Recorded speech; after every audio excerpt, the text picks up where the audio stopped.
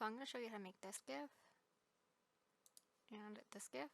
They are part of the set, but the set uses all of the same techniques and stuff. So I'll just show you how I did these two. So for starters, you're going to want to have all of your GIFs open, and then you're going to want to change the speed to 0.03. Normally you would do 0.05, but for the text effect, it's better if you do 0.03 and then change it when you open the GIF later, and then change the speed. Since you have that done, you want to convert them. You want to convert your layers into a smart object, like that, and make sure that your GIFs are all the same size. So mine are set to 540 by 540. And I don't actually need this one, but all of mine were already loaded into smart objects because that's just how I save them. And I didn't feel like opening all of them into new files. So once you have that done, you're going to want to load all of your GIFs into one file. So you're going to click the layer on all of them at one at a time. Control C for copy, and then Control V for paste. And then you can exit out of those. So once you have them into one file, you're going to want to hide the GIFs that are going to overlay. So my base GIF for this one, which is the orange, is just this blended GIF, or merged GIF, I guess, of Kate and Anthony. So I'm just going to have these two showing, and because Kate is on top, I'm going to move her GIF using free transform and move it over just a little bit, because you don't want them centered since you have to erase part of this. I'm going to hide her layer, and then I'm going to do the same thing with Anthony's and move him over to the other direction. So just make sure that they're not centered, really. And I'm going to unhide Kate, and then I'm going to add a layer mask, and selecting a paintbrush on 0% hardness. And I want it to be pretty big because I find that works a little bit better. I'm just going to erase in here, so that way I can reveal Anthony from behind. So it'll look like this. And she gets a little more faded than I like, so I'm just going to move her over just a little bit more. And then I'm going to click my paintbrush again, and click the layer mask, switch to white, come over a little bit this way. So her face is still in view. And then Anthony's part is a little bit longer, so I'm just going to shorten it. And then I'm going to click Kate's GIF, and then I'm going to add a solid color, which I need to grab the actual color. You can use whatever color you want. I just already have the file, so I'm just using the same color, orange. And I just picked an orange that I thought looked nice. And then you'll want to set the blending mode to color. Yeah, so once you have that done, just set it to color, and you want to come down over here, and you're going to want to bring this all the way back to line up with these two because of how long they are. Everything has to line up. And then the first GIF that you want to be on top, which for me would be their hands, I'm going to move it down right above the orange layer, unhide it, and then use free transform to move it about where I'm going to want it, and then set the blending mode to screen. Then I'm going to add a black and white layer, right click, and then create a clipping mask. So it'll look like this.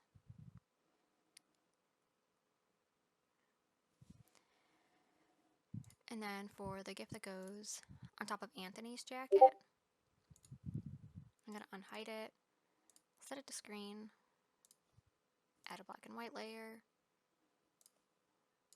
right click, create clipping mask. I'm going to use free transform. Jeez. I'm sorry about the Discord notifications. There's nothing that I can do about it. Even when I shut them off, my computer still gives me them. I've logged out and I'll still get them. There's nothing that I can really do about it, unfortunately. But it's fine. So use free transform to size it down to about where you want it. So for me, I'm just trying to get it to layer over Anthony's jacket from the orange GIF. So I'm just trying to like size it down and match it up at least a little bit. It doesn't have to be exact or anything. Then you'll want to add the layer mask and use the brush tool again and set it to black. And just make sure that you have your hardness set to 0. And then just kind of go around everything that you don't want to show. Yeah. And then again, I have to shorten this one too. And right there where it lands is perfectly fine. Because like if it doesn't line up the way that you necessarily want it, you can always like move it back and forth and erase from wherever, like, or like take back whatever you don't want. So it just kind of depends on what you're looking for in your GIFs. And now we have to go on to the text, which is like, it's going to take a while. You're going to have a whole lot of layers and you're not, it's kind of a hassle. I'll have a tutorial linked down below of one that I followed. I did change a few things like on how I did it because I thought that my way was a little bit easier because of how my brain works. But the tutorial that I followed was really, really, really good and was definitely the easiest one to follow that I've ever found. I've never been able to do this before until I found this tutorial, so I'll definitely link that one below so that you can check that one out. So for this one, it's going to say of every drink, and I want the every to be written.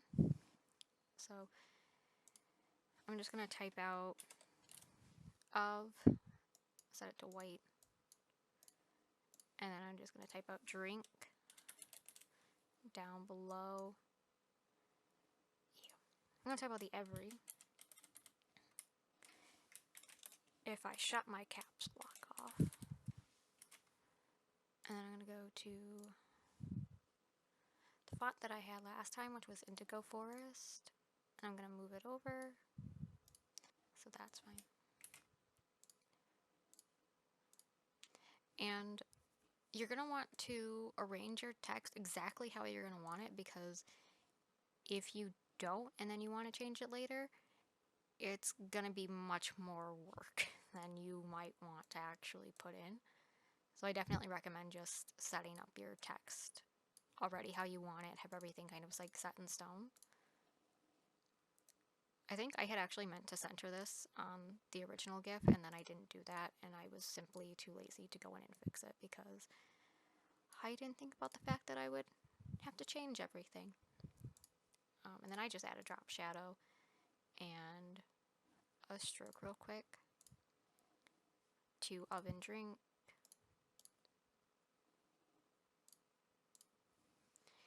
And that's fine. You're going to want to come down here and again shorten this just to match up with all of your other GIFs.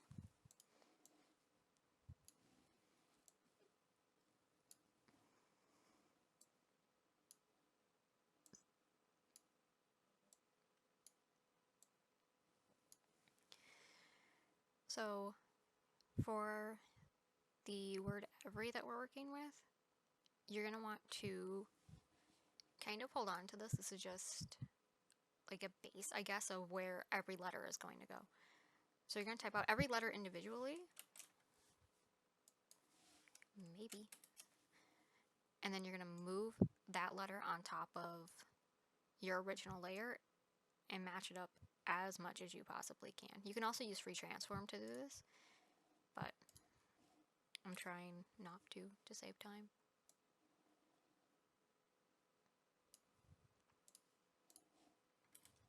This is more so important if you have letters that actually connect. My font doesn't really connect to any of the letters, but you just want to make sure that you have all of your letters really lined up. If your letters actually connect, you might actually have to like make full like layers of every word, and I didn't want to do that, so so once you have all of your letters individually on the side here, you're going to want to shorten them again.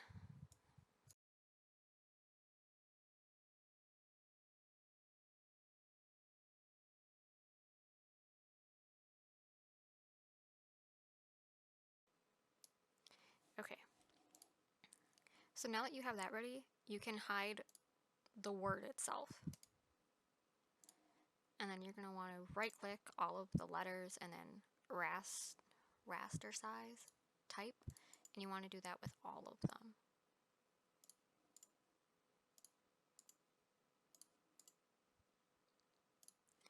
Okay, so now we'll be looking at the letter E because that's my first letter. So you want to figure out how many strokes are in your whole letter. That's very, very important. So I'm counting this little bit of the E as one stroke because when I go to move a layer mask, it has to move in a separate direction than the rest of the letter. So this would be 1, and then this curve going down here would be 2, 3, then 4, and then 5. So kind of like once you have that figured out, you can go ahead and make copies of that letter for however many strokes there's going to be. And then I recommend just doing an extra layer because if you miscounted, then you don't have to like start over and make it a bigger hassle on yourself. So I definitely recommend just making at least one extra layer just in case. And then you want to group those and then label it so you don't get confused later. And then you want to do that with all of your letters. So I'm just going to like go through and you can watch like how I make my layers and like kind of how I'm like deciding for every letter. And this will be different depending on what font you choose. And you can always like change stuff and make other layers as well as long as you have a free layer. You'll see what I mean later because I know it doesn't make any sense right now, but I'll make sure and try and make it make sense later.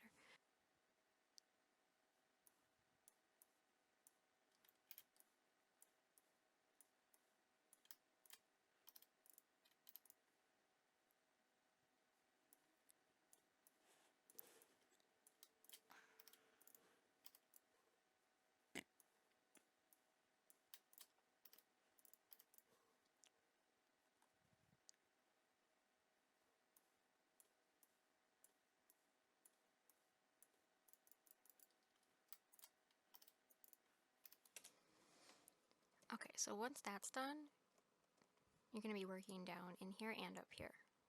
So you want to come here, and you're going to want to add a layer mask to all of your letters, and make sure that you unclick this link. If you don't unclick that, this will not work, so it's really important. And you just want to do that with all of them, that way it's kind of done.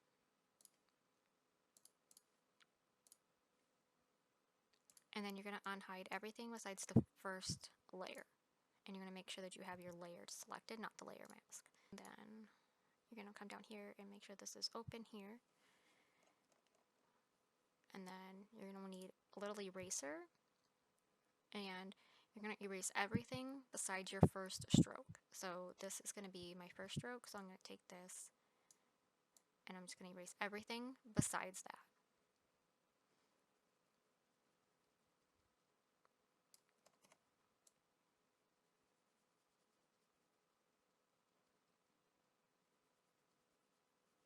So just make sure that you're on your actual layer, not your layer mask for the erasing part. And then once you have it erased, you're going to click your layer mask this time. Click the brush tool and make sure it's set to black. And then you're going to want a size like just big enough to cover the stroke, and you're going to cover it. And then once that's done, you're going to come into your timeline and click the little stopwatch that says layer mask position. And then you're going to drag it 1. And you can see down here, this is about where mine is set, because sometimes that's different depending on how small you have and how big you have it. So once you're here, you want to drag your layer mask in the direction that the letter would be written. So for the stroke, it'd be written upwards and around. If I don't click, it'd be written upwards and then around. So I want to drag my layer up, and that'll create a new diamond down here. And then that's it for your first stroke. So then you're going to move up and go to your second layer, and you want to drag your second layer right where this diamond is. and it'll line up with your little cursor thing. Then you're going to unhide it, and you want to drag the opacity down a little bit, just so you can see where this lines up. That way you can erase what's next. So for this one, you're going to erase everything besides your second stroke. So for me, that's going to go to about here. I could up the opacity a little bit. And then I'm going to erase this little bit here, and then through here.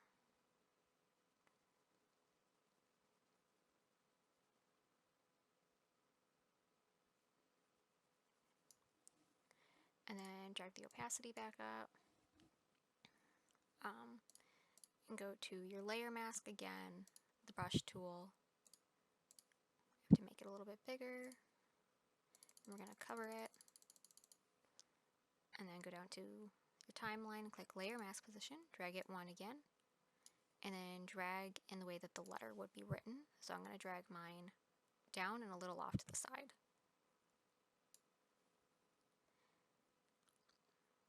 And those are your first two strokes.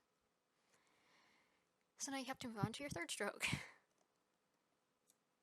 And you're just going to keep doing this until it's done with every letter. I'll show you how I do every letter though, because that way you have like a better idea than just two strokes. I will say, like, the more that you do this, the more that you get used to it and the easier that it gets.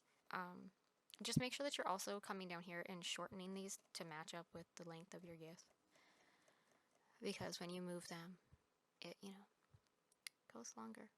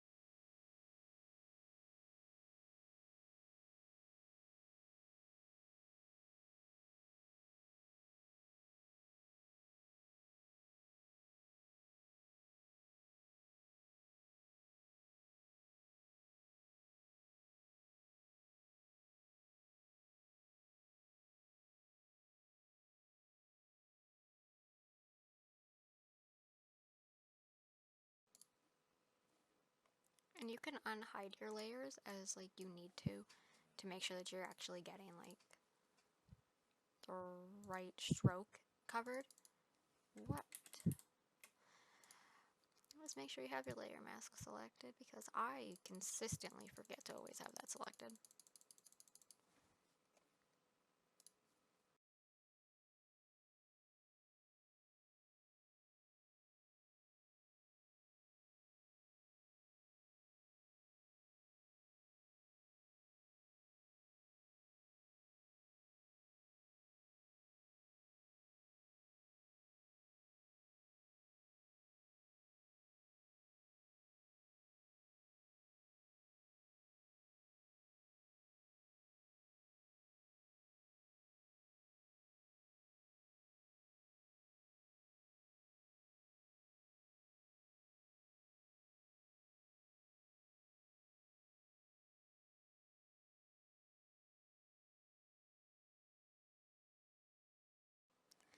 Okay, so once you have those done, it'll look something like this in your timeline. It just kind of depends on how many strokes your letter is going to have. Like, the letter R only has 3. But this one has 5, Y has a few more. But your timeline should look like this, and you can always, like, adjust these to however, like, to wherever you want them. It just kind of depends on how fast you want the word written. My GIF isn't very long, so I wanted it to be faster. And I didn't like how it looked if I moved it like 2 frames. So once you have that done and all of your layers are able to be seen, it'll look something like that, which is really fast, but it does work. And then from there, you're going to want to do every letter. Just make sure that, like, for like V, I'm going to want to start the V right where my E ends, which is here. That's a lie. I'm just going to be at the second diamond. Because, like, when you're writing a word, you wouldn't be able to write the V if you were already still writing the letter E. So you just want to make sure that you have all of these lined up. And yeah, then you just go ahead and you do this for every letter of all of your words. So I'll just let this play a little faster, and you guys can just watch while I do this, and then I'll move on to the next GIF.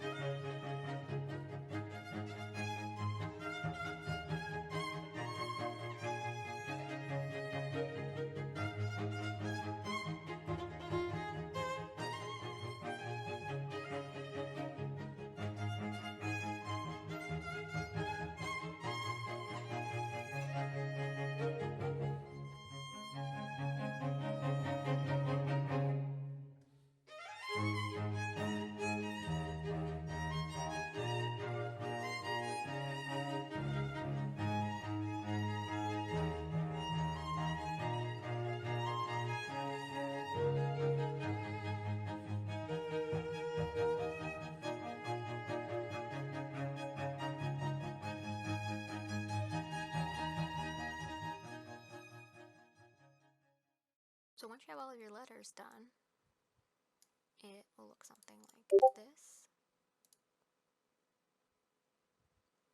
And as I said, you can adjust the little diamonds and make them longer or shorter depending on how fast you want your word written out. And if you want, you can go ahead and you can group all of your letter groups over here, and then you can add your drop shadow. Just that you don't have to do it individually because that would be horrendous. And then I prefer those on top. So it looks like that. And then you'll end up with this. Okay, so for the second GIF, it's pretty much all of the same techniques until you get to this center GIF right here, where we're going to fade two GIFs into each other. Okay, so once you have all of your GIFs into one file, we're going to come here, and then we're going to add the solid color overlay again.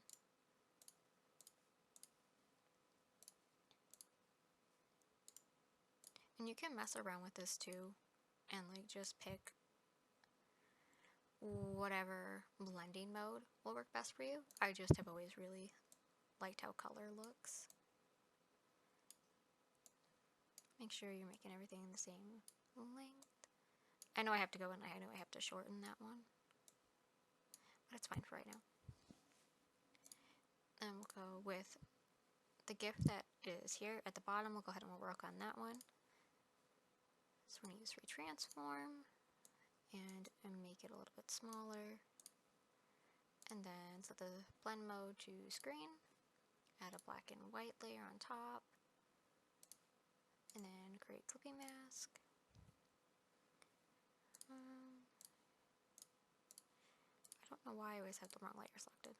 Make it just a little bit smaller. And then add a layer mask. Use the brush tool. And then just erase the bits that you don't want or that you don't need. So mine will look like that. And then I have to go and I have to shorten this. Which will be fine. There.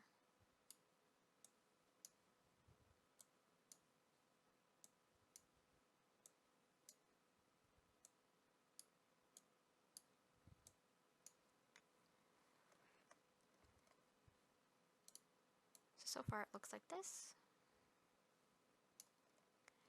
And then we'll work on the other two GIFs. So we're going to unhide one. Use retransform to move it around and have it exactly where you want it. Then set the blend mode to screen. Add a black and white layer.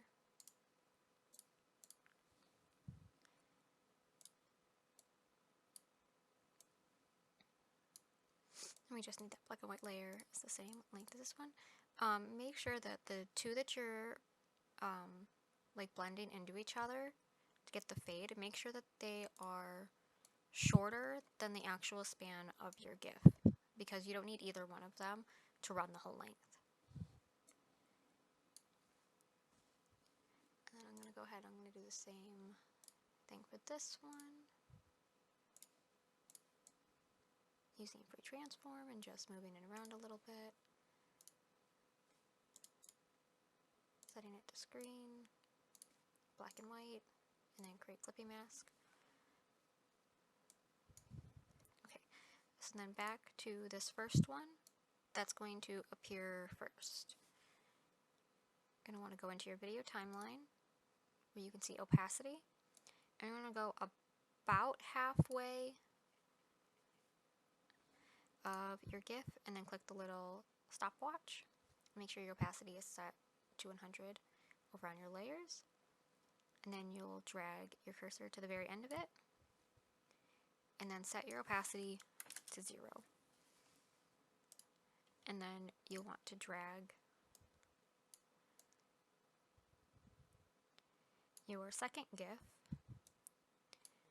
about in the middle of those two diamonds. It doesn't have to be exact or anything, it just kind of depends on how long each of your GIFs are, as well as how long the entire GIF altogether is going to be, on where you want those, and then also how fast you want the fade to be. So you can always like drag these and make the fade super fast, or you can move it all the way over and make it super slow. So it just depends on like how you personally want it. This just worked for what I was going for. So then in your video timeline, you're going to go to where that GIF starts, and you're going to hit opacity with the little stopwatch in your video timeline, then go up to opacity in your layers and set it to 0%. And then move your cursor so that way it lines up with the diamond on your first GIF here, and then set the opacity to 100.